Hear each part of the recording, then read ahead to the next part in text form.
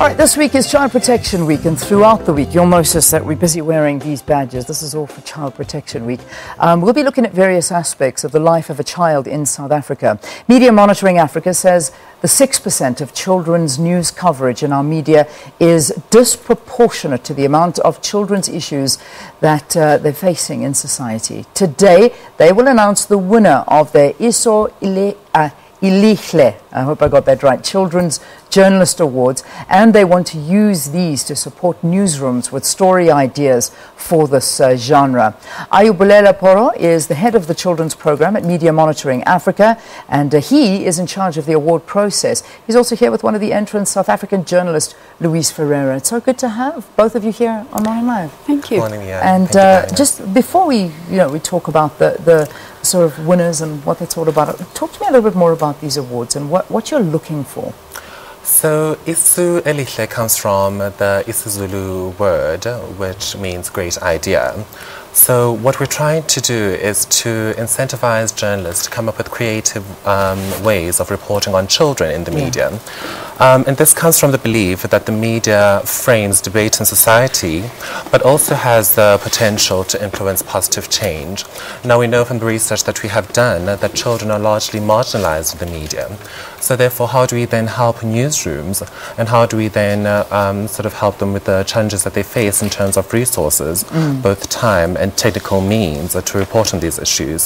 So I think that's where the awards are coming from, sort of giving journalism, well, newsrooms the necessary support in terms of mentorship and financial support as well to report and highlight these issues. Which is so vitally important because people need to know what's going on. And I mean, we're noticing lately these issues of abuse that are coming up. And I know it's not necessarily the genre we're talking about, but it's getting out there. And I often wonder to myself, the spike that we're seeing in children abuse, women abuse, the killing of women, the kidnappings, is it a spike or has it always been there? It's just that now the attention is more focused on it. It's always been there. Yeah, that's my feeling.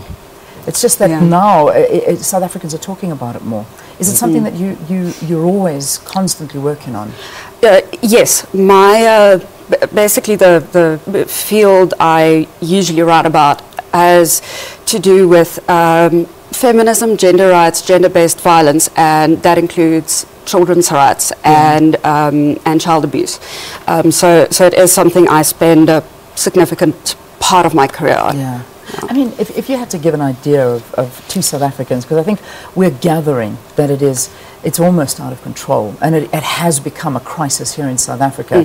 Why do you think now the sudden attention? Suddenly everybody's speaking out about it, but it's been there all along, and it doesn't appear that too much is being done to alleviate the situation.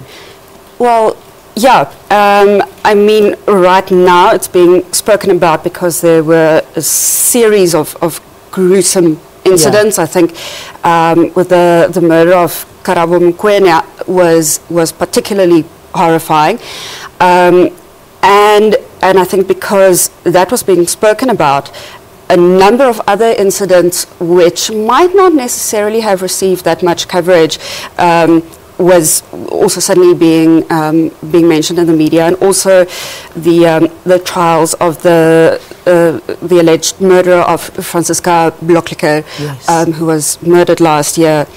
But honestly, I mean, a few years ago we had Anine Boyson, who was gruesomely murdered, and we didn't really do anything after that. And before her, there were other women and children, and there will be other women and children. Absolutely, and it just keeps on going, and the numbers keep on growing.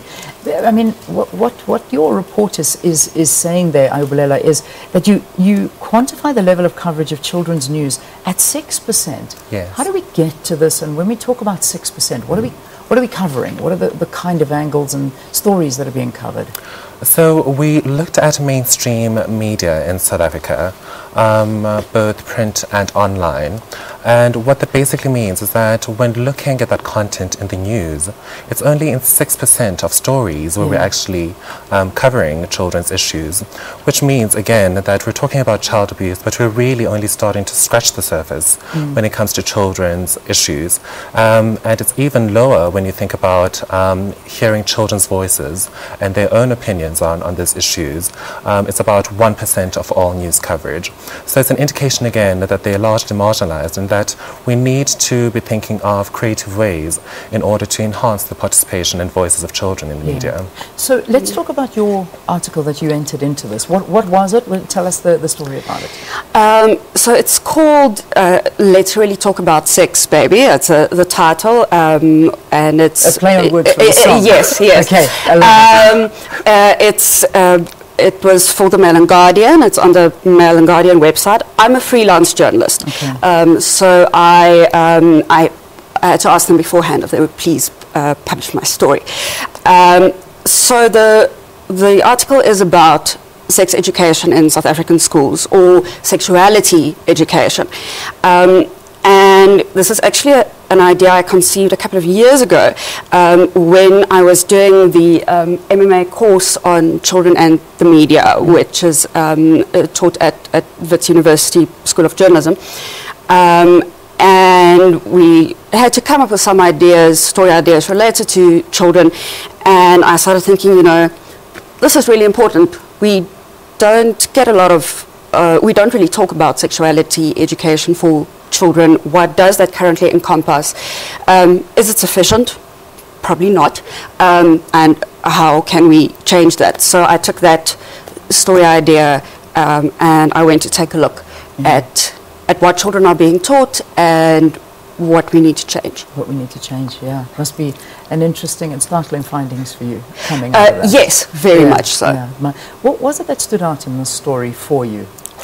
So what one of the judges actually said was that the way that Louise tackled the subject was very innovative, because she was able to take a subject matter that was very difficult, but then you could read it as a reader, as if you were reading something else that was quite light-hearted.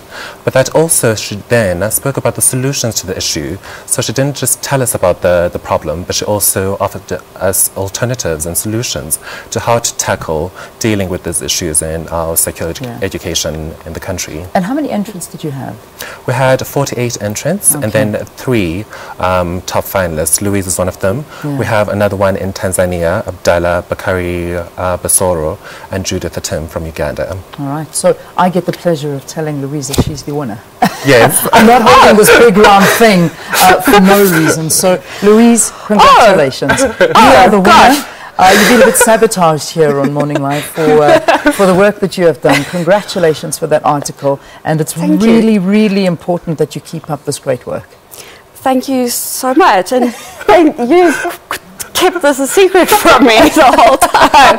Wow, thank you. Yeah, listen, I think that, it's people like you that bring awareness to the issues, and throughout Child Protection Week, we're going to continue to highlight these things, and we hope that throughout your career, you continue to do this. So I hand this over to you with the greatest of respect, and congratulations for winning, and keep up this wonderful work. Thank you so much. It's an absolute pleasure. Not bad getting the award on live television, isn't it? No, I have to say this is probably one of my top 5 experiences. Good.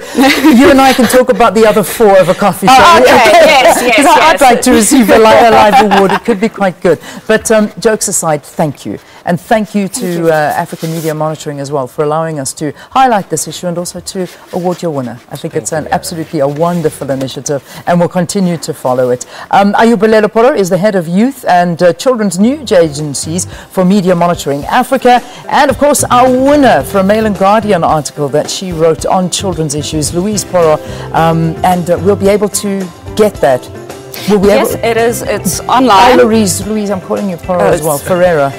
Yeah. It's like a Portuguese surname, so it's the Poro thing that I'm throwing in. Yeah. Tell me, can we get it on the Mail and Guardian website? Yes, it's available online. It is not behind a paywall, so you can anyone can read it. Look forward to it. Also open for this year's competition. Excellent. We're opening them today as part of National Protection Week. Brilliant. So visit the website and you can enter as well. Yes. Thank you so much. Let's take a break. We'll see you after this.